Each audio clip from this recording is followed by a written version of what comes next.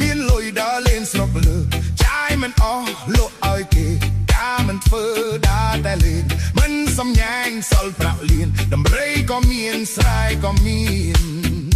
ណានាងណាអូនអើយមកពីនាងធ្លាក់ដល់អាយអស់ប៉ុន្មានតហ៊ានចំណាយព្រោះតែគ្រូឲ្យទំនាយវិច្ចសំភារបងប្រាថ្នាជួបជីវ៉ាកែវទងវងមកជីដំរីលេនឹងបងអូនណានាងណា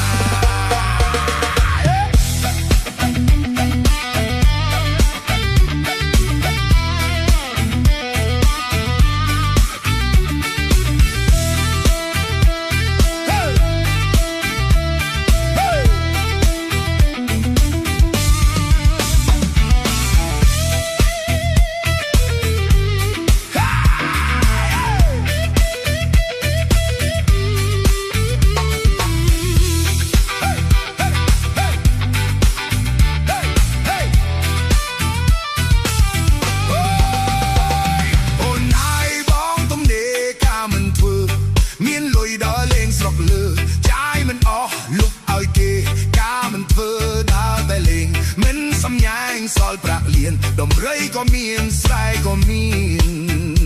ណានាងណាអូនអើយមកពីនាយធ្លាក់ដល់អាយអស់ប៉ុណ្ណាក៏ហ៊ានចំណាយព្រោះតែគ្រូឲ្យទំនាយ